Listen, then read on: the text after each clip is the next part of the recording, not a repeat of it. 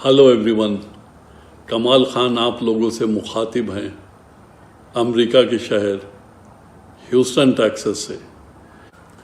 Houston वही शहर है जहां पे हाउडी मोदी हुआ था और जहां पे millions of dollar tax payer के यूज किए गए थे। हमारा ताल्लुक भी उसी शहर से है। तो चलें आज बात करते हैं इंडिया की सियासत की।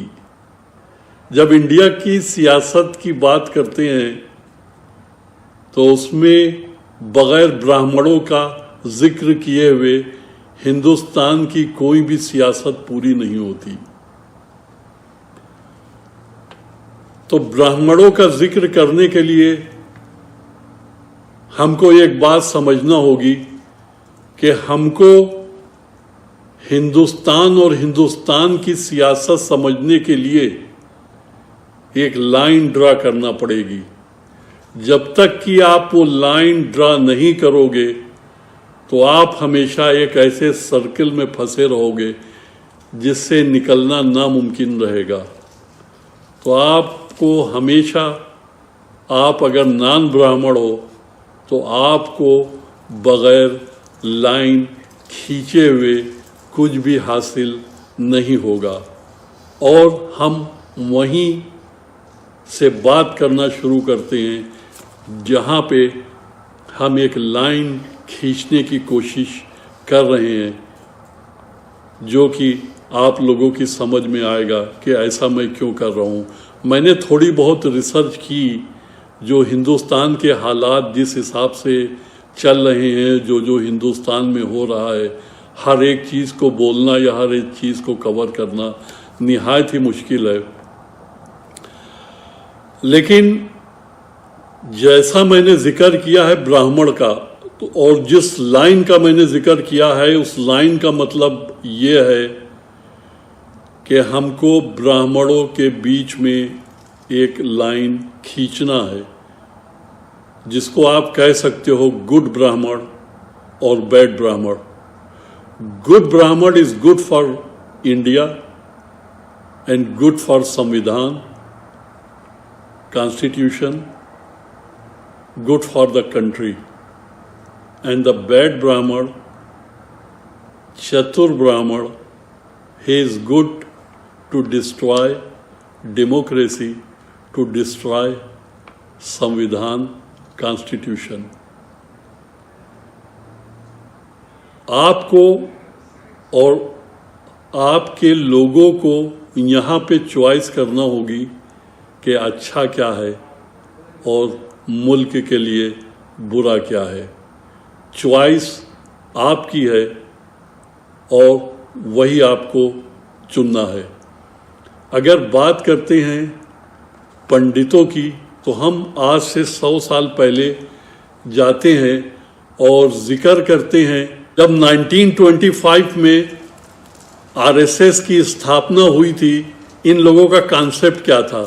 इन लोगों का कॉन्सेप्ट किसी से छुपा हुआ नहीं था और इनका कॉन्सेप्ट ये था कि हिंदुस्तान को एक हिंदू राज बनाना है।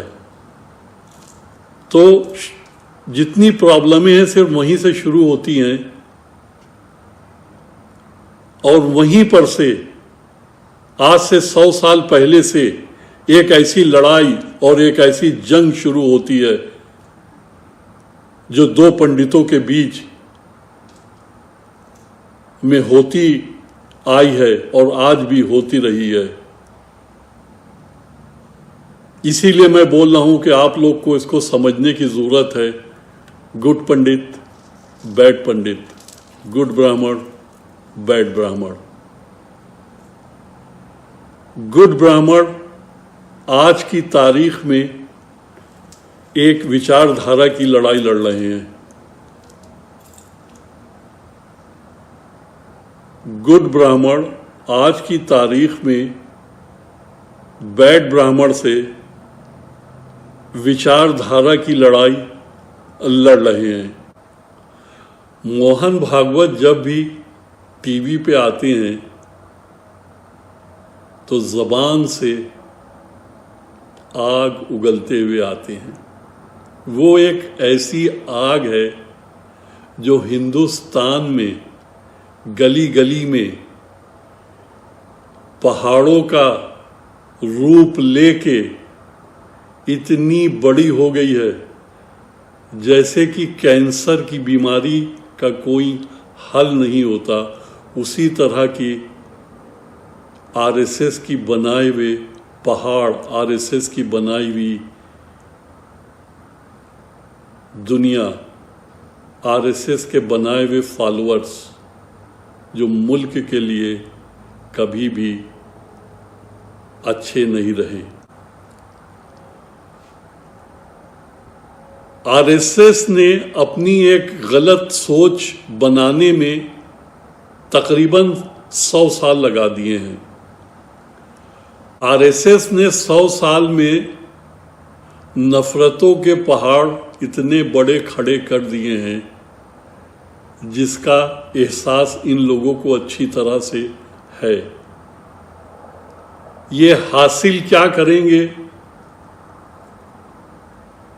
वो तो मुझे पता है, लेकिन इनको एक बात का पता ये होना चाहिए कि जिस दिन हिंदुस्तान का दलित जागेगा और उस दिन एक ऐसी आंधी और एक ऐसा तूफान आएगा कि तुम्हारे 100 साल की मेहनत, तुम्हारे 100 साल की सोच, तुम्हारे 100 साल की नफरतें, तुम्हारा 100 साल का जुल्म एक दिन, 2 दिन, कुछ दिन में ऐसा दूर होगा कि हिंदुस्तान की तकदीर बदल जाएगी। तो जैसा मैंने जिक्र किया है कि यहाँ पे पब्लिक को सोचना है कि आपको किसके साथ रहना है, आपको गुड ब्राह्मण के साथ रहना है या आपको बैड ब्राह्मण के साथ रहना है। जब तक कि आप लोग लाइन ड्रा नहीं करोगे कुछ भी होने वाला नहीं है। और दूसरी बात, हम उन नेताओं से कह रहे हैं जो ब्राह्मण नहीं है। अगर तुम ब्राह्मण नहीं हो और नेता हो तो तुम्हारी कोई भी औकात हिंदुस्तान में नहीं है। तुम हमेशा किसी ना किसी के मोहताज रहोगे, हमेशा किसी के आगे पीछे घूमते रहोगे। तुम्हारी कोई अपनी पहचान न थी, न है, न रहेगी। सिर्फ तुम्हारी एक तरीके से पहचान हो सकती है कि तुम किसी भी कम्युनिटी से हो ब्राह्मण के अलावा, तो तुमको अपनी कम्युनिटी को बिल्डअप करना होगा। बगैर कम्युनिटी को बिल्डअप किए हुए सही रास्ते से तुम कभी भी तरक्की नहीं कर पाओगे। तुमने सैकड़ों साल की हिस्ट्री में जाके किताबें देख लो, आज भी अगर तुम्हारा ज़मीर कुछ सिक्कों के लिए बिक जाएगा या बिकता रहता है, वो बर्बादी किसकी होती है? वो बर्बादी तुम्हारी कम्युनिटी की होती है। और इस तरह के लीडरों को हमेशा हमेशा लोग याद रखेंगे। मैंने थोड़ी रिसर्च की है और मैं थोड़ी रिसर्च और कर रहा हूँ, और मैं हर न्यूज़ की डिटेल में तो मैं नहीं जाना चाहता हूँ, लेकिन जो मैं देख रहा हूँ और जो हालात होने वाले हैं उस पे मैं अपनी राय ज़रूर दे सकता हूँ। मेरा एफिलिएशन किसी पार्टी या किसी से नहीं है। मेरा अपना पोर्टल है जिसका नाम democraticvoiceusa.com। आपको फेसबुक पे आप लोग देख सकते हो, यूट्यूब पे आप लोग देख सकते हो, इसी नाम से, डेमोक्रेटिक वॉइस USA। तो उम्मीद है आप लोगों को मेरा मैसेज, मेरा कंसर्न आप लोगों को पसंद आया होगा। आप लोग हमको सपोर्ट करो और मुस्तकबिल में और भी कुछ हकीकत या कुछ ऐसी बातें आपके सामने रखी जाएं जो कि इंडिया का बिकाऊ मीडिया आपको कभी नहीं बताएगा, ना ही उसका जिक्र करेगा। I really appreciate if you can share my video to your like-minded people and follow me for more news. I will really appreciate your help. Thank you and have a good day. Thank you.